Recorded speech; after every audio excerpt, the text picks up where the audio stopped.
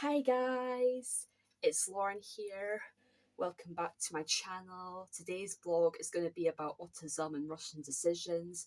Originally, this was going to be like an autism post, but I decided that it'd probably work better as a blog as I have a lot to cover in this topic. And plus, I've not done an autism blog for like a year now. But last time I did an autism blog was when I was actually like my first day of being back on campus in HNC, and to think that was a year ago is unbelievable. Like where has the time gone? And I thought an autism blog is definitely very overdue on this channel since I've not done one in that long. I might as well do one like as a blog rather than an autism post. But yeah, I really hope you guys enjoy this. Make sure to like this video and subscribe to my channel for more content. So as an autistic person, I often rush things, like I often rush decisions, work, things like that. I think the reason for it is because my anxiety lifts up. I feel like people are waiting on me, so the pressure comes on to me because I think, oh my god, they want this in right now, I need to hurry up and all that. And I find that the stress gets to me so quickly that I find that half the time I can't produce my best work or come up with the best decision that benefits me most. So I thought this would be a good topic to cover because I noticed that a lot of autistic people struggle with um making decisions in general and just like rushing them and that and rushing things in general.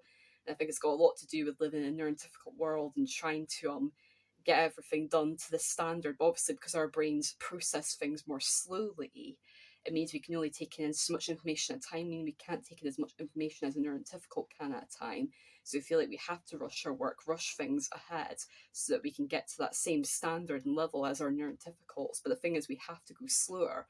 Otherwise, we can't process information, we can't do like our best work or make our best decisions. But because our brains process things so slowly, we feel like we have to rush to get to their level.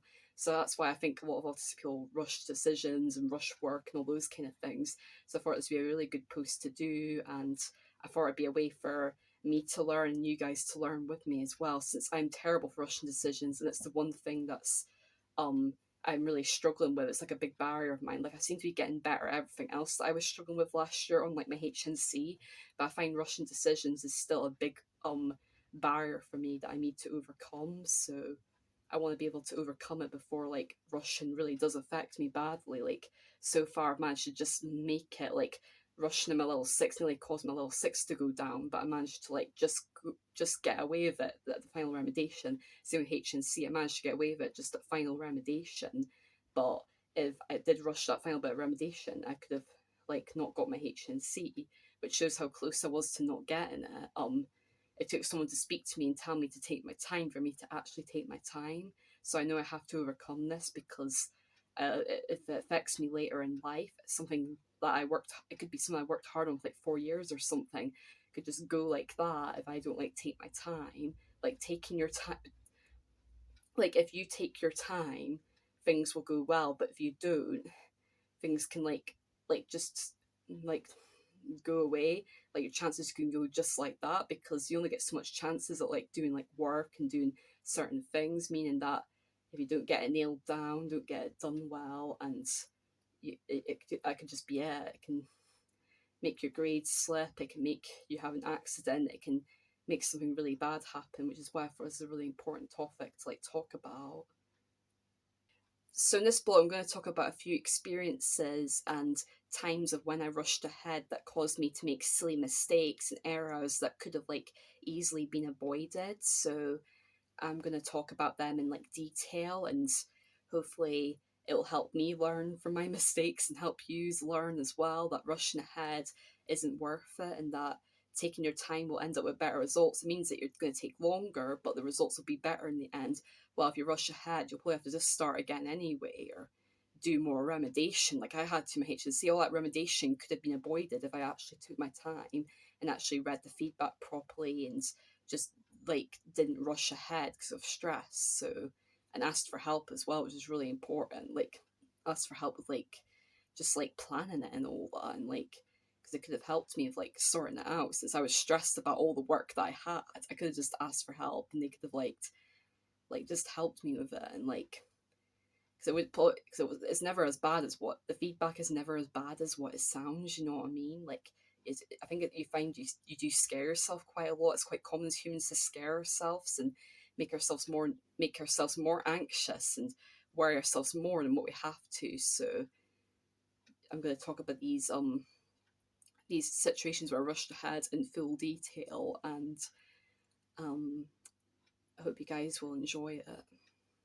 The first situation I'm going to talk about is when I rushed ahead on my HNC, which is an obvious one. I think you all knew this was coming.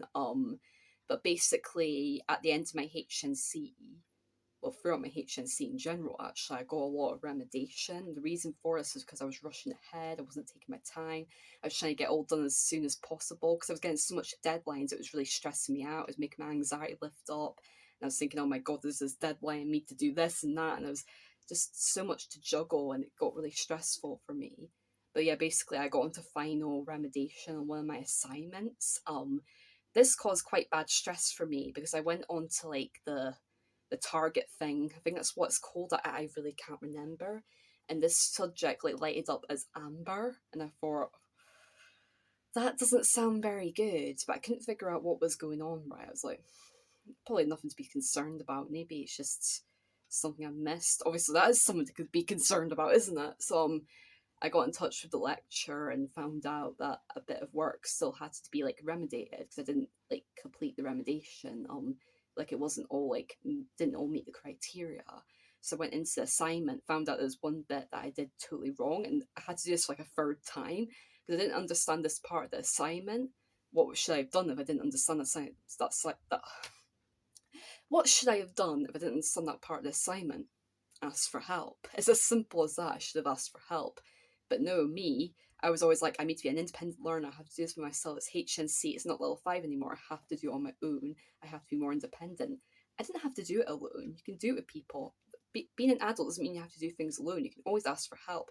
Asking for help is an essential part of life, and you need to do it because how are you going to know to do something until someone shows you how to do it? You know what I mean? So that's the whole point of being in the course, is that you're like learning as you go along. Like if you weren't learning and you weren't like making any mistakes, you'd be on the wrong course anyway. So but yeah, I got like final remediation. Obviously this stressed me out, stressed my lecturer out. Yeah, it was very fun. Totally. This was like in May this happened. So I had a call about it and all that, told me what to do and all that, and said this is your final attempt at remediation, so it's really important that you take your time, you don't rush ahead.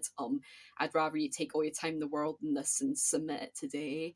So, and I nearly had the urge to rush it, but I didn't. I decided to look over it. I read over it about a million times. I like wrote some information down as I went along.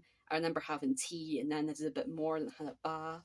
It gave me a bit of time to like think about it, and then something else came to me. I was in the bath. I was like, oh, I can do that as well. That'd probably help. I can read that and all that.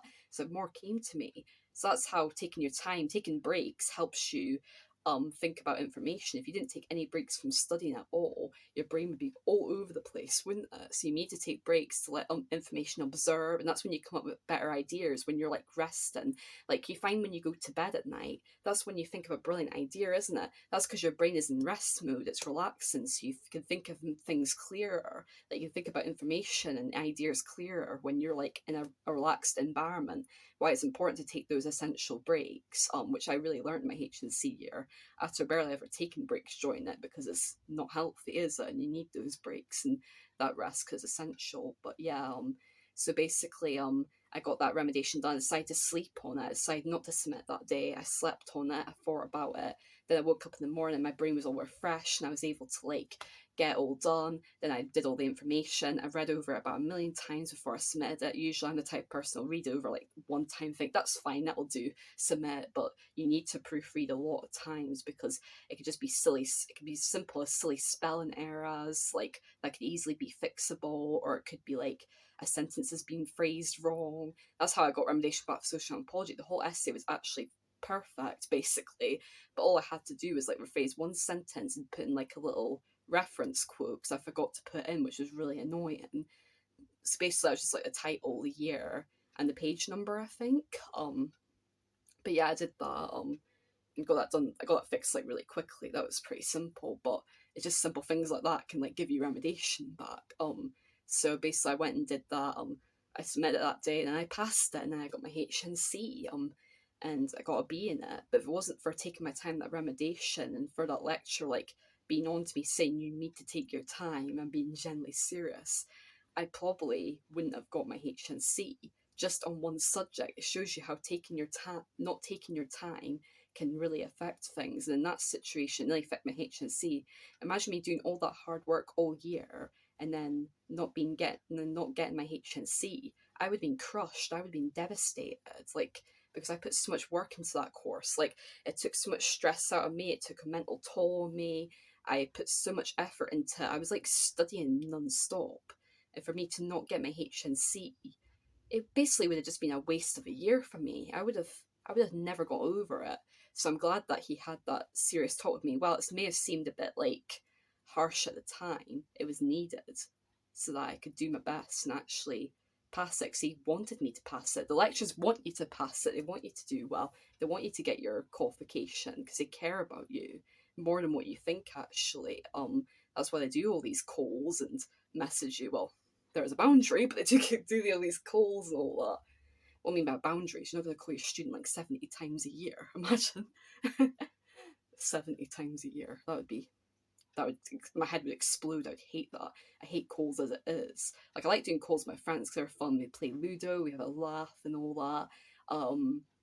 Knocking each other off the board, it's really fun. But anyway, that's off topic. But lecture calls, not all the time, because they'll pull my hair out. Because, like, obviously I like that they check up on me, but like obviously you need breaks from it and all that. But they are still really important. It's important to check up on your students. Now, obviously, if I was a lecturer, I'd be checking up with students regularly. Obviously, I'd give them breaks. I wouldn't be on top of them 24/7 because that would really annoy them. And I know that. I know that there's boundaries. But yeah, I'm glad that I passed all my HNC qualifications, and I only achieved my HNC at 12 credits because 15 credits got too much for me. But I would rather achieve it on 12 credits do the 15 then rather than do the 15 credits and it getting too much for me and then not getting my qualification, you know what I mean? So at the end it worked out. But it shows you how rushing ahead and not having that call could have caused me not to get my HNC. I was that close to not getting it. So it shows you how important it is to take your time. And if I took my time throughout the entire year, imagine the amount of remediation I would have got. It would have been a lot less than what I did get, you know what I mean? Because I would have taken my time, I would have asked for help more. And while that I would have had to um take more time in like doing the work, it would have been worth it then because I wouldn't have got all that extra remediation. Because I could end up getting all that extra work anyway, even with doing it quicker. So it wasn't worth it anyway. So um reason number one on why it's important to take your time. That point was really long. I apologise for that. There's just so much to cover. But this next point is going back in time. This is back in my school days when I was like in fourth year. Basically, obviously doing exams in fourth year. As you know, up in Scotland, we do exams from fourth year.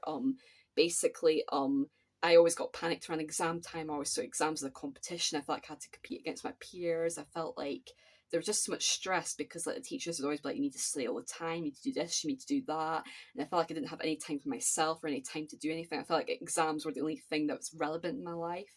And it was a lot of stress, especially like at 15, because you think about it, 15 is so young.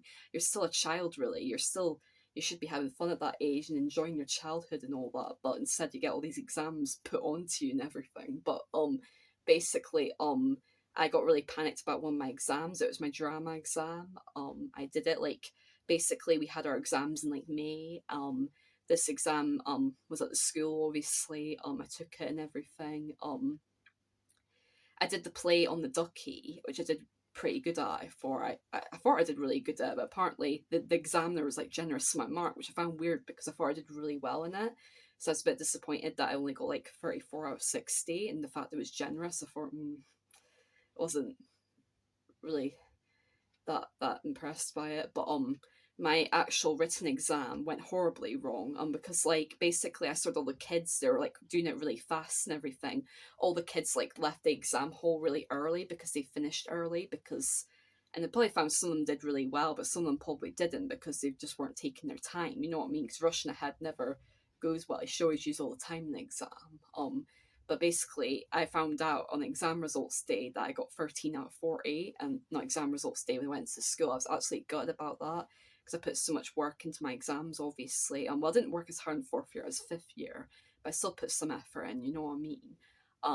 But I was really good because I did better than that in the prelim. I actually got 20 out of 40 in the prelim. The reason being was because the examiner came near me, and I thought she wanted me to kick out the exam because everyone else was out of the room. So I thought I better go because it's near the end of the exam session. It's June now. They want us all gone so that we could they can like relax and not worry about their job anymore.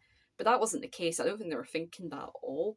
My brain was just thinking, oh my god, they want me out of here, you know what I mean? But I don't think it was the case. But because all the other kids were left so early, I thought I was taking too long, so I ran out. If I had like a separate room for accommodation, like I took when I was like in fifth year, I that would have never happened because I wouldn't have seen the other kids walk out the room. Therefore, I would have taken my time and actually used all the time as well as the extra time. But because all the kids were in the room with me and I saw them all walk out because I wanted to be in the room with them because I wanted to be the same as them. I didn't want separate accommodation because I thought it was childish at the time.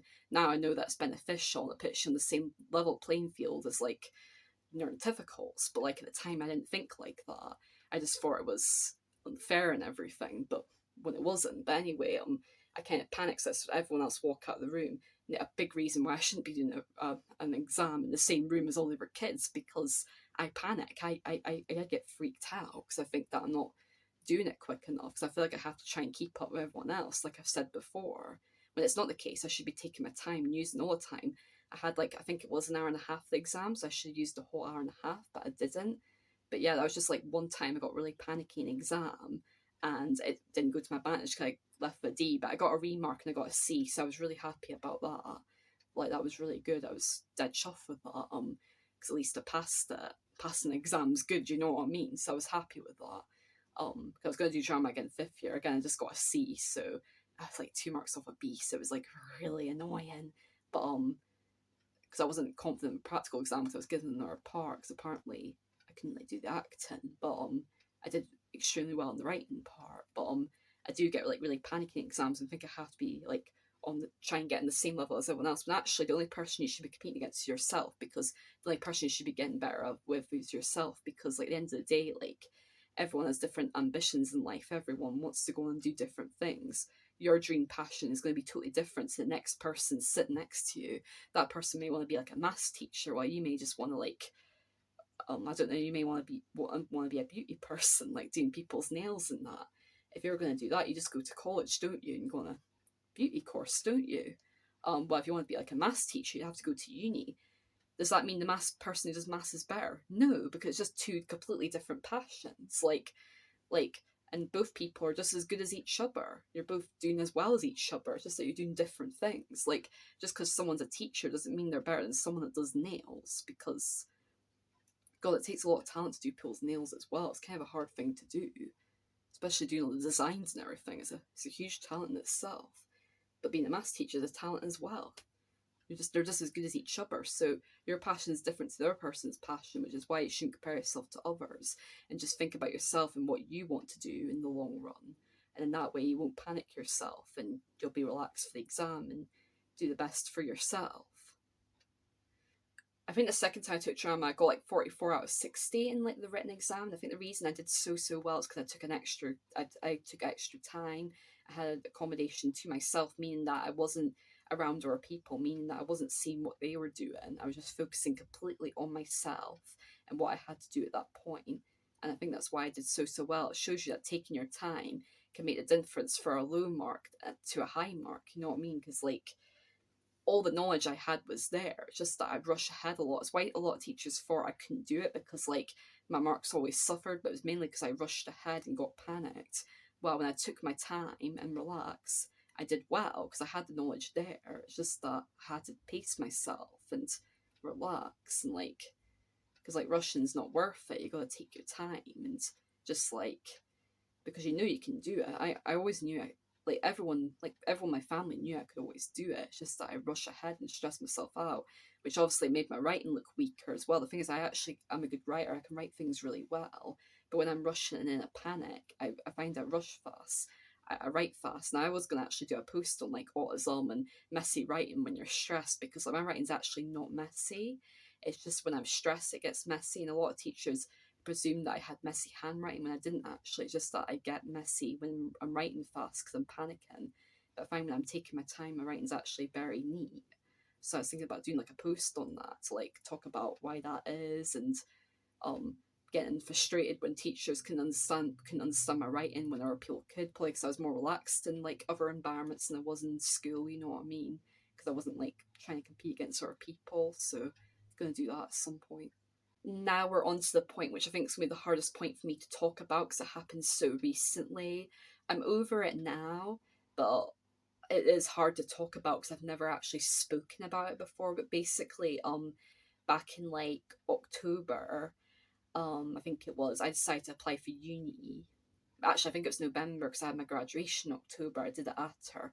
But basically, I decided to apply for social anthropology because I'm really into social anthropology and enjoy it, as you guys know. Um, so I applied for it. But just applied for it because I didn't have anything else to do. I was struggling to get a job and I was struggling. I didn't really have many ambitions. Well, I do my blogging and my autism posts, but I felt like I didn't have anything to do with my day, like going out and all that. So I wanted something to do. So basically, I wasn't going to actually apply for uni. I was going to take another gap year, but I decided that I wanted to apply because I was struggling to get a job. I got my volunteering now, but I didn't have that at that point. So basically, I applied for it. I didn't feel very passionate about it though. I filled in all the bits and all that, but I was really struggling to write my personal statement because the passion wasn't there. As much as I like social anthropology, I feel like I'm not ready to like commit to a uni course or ready to like do studying at that level. Particularly the fact that HNC took so much of a strain out of me, I feel like I'm still not ready for that. I didn't really have the passion for uni. I was just doing it. And plus, I want to have some good news for my followers and my friends and family, just so they can see that I'm progressing. But that wasn't really doing it for myself, it was just doing it for other people. And that's a big red flag. You should never be doing it for other people. And when I was writing the personal statement, I was really struggling to write about it. And personal statements should be easy because it's coming from you and it's showing your passion. So it should be easy to do. But I was really struggling to write it, which showed that the passion wasn't really there. I was just doing it to please other people, which again is like a big no no.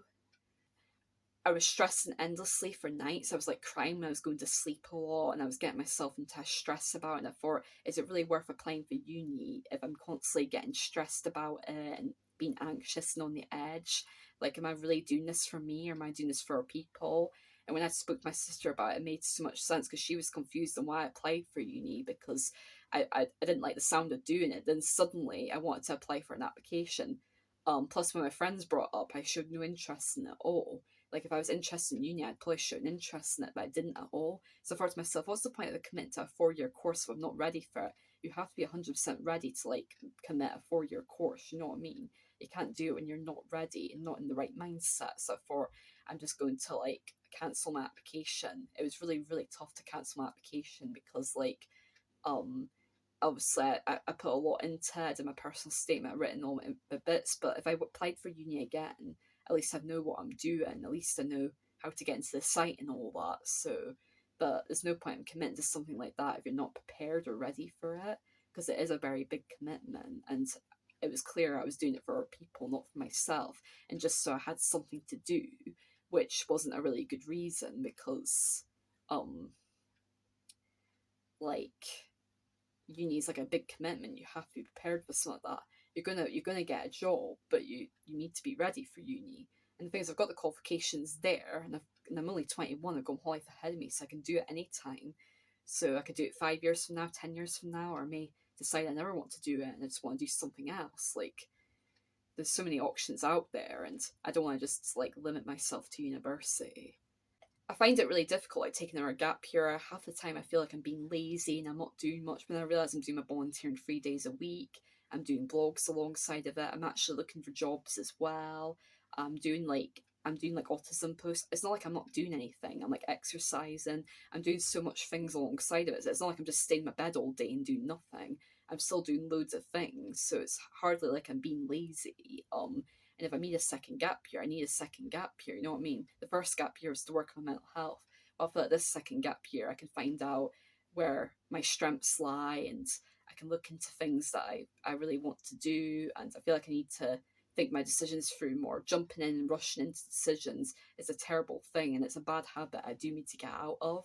And that's something I'll be really working on this year on my next gap year. And I'm hoping I can maybe travel a bit more as well because that would be really fun. So I didn't really have the energy to do it this year, but I have been traveling more recently, been going to more places. when the springtime comes, and I'm hoping to like jump on buses to more places with Damien while I've still got my free bus pass. So that'd be really fun. Just make the most of like um the outdoor areas we have in Scotland. We have so many beautiful areas in Scotland that we should definitely visit. But yeah, taking a gap year I know is the best decision for me just now, and gives me time to think about what to do next. The main points to take from this video is that rushing ahead in life, it'll never get you further ahead. If anything, it'll just knock you back even more because you're not taking your time, you're not thinking the decision through. You're just trying to get things done, which is not really a good thing. It's important to take your time and just realize that life isn't a rush. Like, you have your whole life ahead of you. Like, it's never too late to do anything and all that. And the thing is, life is not a competition. The only person you should really compete against is yourself. The only person you should be trying to better is yourself. Like, no one else matters. We all create different journeys. We're all on different paths in life. We all have different dreams and ambitions. It's important just to focus on yourself and realize that the only person, the person who's most important is you. And you got to look after yourself, your mental and physical health as well. Mental and physical health always come before work and things like that. Even society says, "Oh, your work is really important." It's really not compared to like your mental health and that. So you just got to look after yourself and don't rush ahead in life. I know that the thing I need to work on the most is like not rushing ahead and like thinking decisions through more. And the thing is, I know I can get better with this, and with time, I will be taking my time and thinking decisions through. It takes time to like get better with things and work on things, but you do get there. Like, for example, in my gap year, I realised that I'm asking for help a lot more now. I noticed the volunteering, I'm asking them for help more than what I did before with my HNC. I noticed that I'm looking at my health more. I'm able to balance my life out more as well. I'm noticing that I've got a good balance now between my work, my blogging, and my time for myself and seeing people. I've got a good balance there. I plan it out well. I don't overdo things now, so I have improved in many areas. Just like rushing ahead, like that's like my main focus to focus on this year. And the thing is, if you're making a decision for like going to uni, back to college, open uni, or anything like that, or apprenticeship or anything, you'll know if it's the right decision because you'll be doing it completely for you, and your heart will totally be in it. You won't be thinking of others when you're thinking a decision. You'll just be thinking of yourself. So you'll literally know when it's the right time. Like, I may not even go to university. I might want to go back to college again. I might, of course, might open up and think, oh, I want to do that. I might end up going to open uni, just doing like a course at home. You know what I mean, alongside like working. Or I may think, oh, I just want to stay in my job because I'm enjoying this. So I don't know what the future holds, really. You just got to take your time and enjoy life. There's no point planning that like 5 years from now because that can just change like that. The best thing is just to focus on the year you're on, and the furthest you should only be going as far as a year ahead. For example, if you need to apply for a course in like a certain amount of time, then that's fine. But you shouldn't be thinking years ahead. Like when I was in level 5, I was thinking, oh, I'm going to do level 6 social science and HNC, and I was often told to slow down because it is important to slow down because like my dream ambition was to like do psychology originally, but in HNC year it didn't work out for me at all. For all I know, I may end up going back to psychology and giving it another try. You never know, but I just knew at the time that it wasn't worth like putting that stress on myself, and I thought, because originally I was going to go to uni and do psychology, but obviously that plan's failed. Like, I have to do something else now. I think that's what's made it hard for me because psychology was my ambition, and like I do a lot of like mental health blogs, and mental health is in my heart. I always want to help people with their mental health and help neurodivergent people. So trying to think of like a backup job is really difficult now because I got my heart so set on that. So I feel like taking some time to like think about what I really want to do is what's going to best benefit me, and hopefully I can come up with something that I'll just do for myself. My heart will be in it, and it'll be at a point where I'm not rushing ahead and I'm not competing against other people and asking for help regularly, which I'm doing now anyway. And just a time where it will work the best for me, and because it all has to be for me at the end of the day what I'm going to go on and do. And the other thing, if a job, a uni course, a college course, anything you're doing in life isn't working out for you, do not feel afraid to crash out whenever. You can crash out whenever you want. Like, don't feel afraid to do it because at the end of the day, if something's not working out for you and it's not benefiting you, what's the point in staying in it? Particularly if you have like 6 months left to do the course. It's different if you're like in the last week of the course, you might as well just get your qualifications, you know what I mean, and get it done. But if you're like halfway through the course and it's not working out for you might as well leave and do something else rather than wasting those 6 months doing something that's not benefiting you. So never feel afraid to cut out courses or try something different if it's not working for you. Even if you've done like social science for say 3 years and you find, oh, this course isn't working for me now, that's fine. Just do something else, because just because it worked out for you at the start doesn't mean it works out for you now. You know what I mean? I know lots of people change their careers and change their minds on what they want to do all the time. It's normal. Like for me, the amount of times that I thought that a career was going well for me or a thing that I was doing at school was going well for me, and suddenly it wasn't working for me. Then I had to do something else. It was annoying having to constantly change, but there's no point keeping to it if it's not benefiting you. Like, just because you're not staying in the same subject doesn't mean you're not progressing. You can progress in other ways, like mentally as well. Like, you can just like you can progress like with like, for example, I'm progressing with asking for help more and not compare myself against other people. So there's so many ways that you can like progress and like get better and that. As my boyfriend has said to me before, people are on the sidelines, meaning that they are there for you, they'll support you, they can help you decisions, but at the end of the day, they can't come up with the final decision. You have to come up with the final decision yourself. Like, they can give you inspiration, that, but you have to be the one that wants to do it. The passion has to be within you, and you have to want to do that certain thing or do that thing you want to do in life. Like no one can choose for you. You have to choose for yourself. Because at the end of the day, no one can make those decisions for you. That's up to you. You know what I mean? Like, if it doesn't benefit you, don't do it. If it does benefit you, then do it. Even if other people think, "Oh, I don't want you to do that," that's not up to them. That's up to you to decide. So yeah, it's just do everything for yourself. Don't do things for others. That's like a really important thing. Thing is, people come and go while you're with yourself forever. So, like, for example, those lecturers that want you to do that certain thing, they're not going to be with you forever. They're going to be with you for like 1 year or whatever, and then they're going to like move on, and you're going to move on. So at the end of the day, like, if you're going to a job perspective just because they wanted you to do it, you're not really even pleasing them anyway, in a way, because they're not even in your life anymore. You know what I mean? So that's why it's so important just to please yourself, because like, if you're not enjoying that job, you might as well leave, because they don't even know you're doing it anyway. You know what I mean? So that's why it's so important to just make decisions yourself and follow your heart yourself, because you know yourself best. Like, you'll be with yourself forever. Well, people who give people who help you decisions and tell you to do so and so, chances are they won't be in your life forever anyway. Unless it's like maybe like friends and family, then yeah, but even then, they're still on the sidelines and they're there just to support you, not to like make those final decisions. So it's important that you make those decisions yourself, and just most importantly, be happy with what you're doing. You gotta have that passion and happiness when you're doing what you're doing. Like, it's no point doing something if you're hating it. Like, that's not what life's about. Life's about enjoying yourself and just like making the most of it. Well, that's me pretty much covered everything in this blog. I know it's a very serious blog today, but I thought it was a very important thing to talk about. It's like, I always rush decisions. I know a lot of autistic people do it as well for various reasons, and just people in general rush a lot. So I thought this would be a really good blog to film where we could like learn together and all that. But yeah, I really hope you guys enjoyed this blog. And if you have got any questions or just want to give any comments or feedback, just make sure to comment down below on my YouTube channel, because this really helps me improve. Like, whenever I get feedback, even if it's like constructive feedback, that's great, because it helps me improve and helps me make improvements to my videos and that, to make them as great as possible for you guys. And of course, questions are appreciated as well, because like, if there's anything you're confused about or just want to ask me a general question, then go for it. I want to hear it. You know what I mean?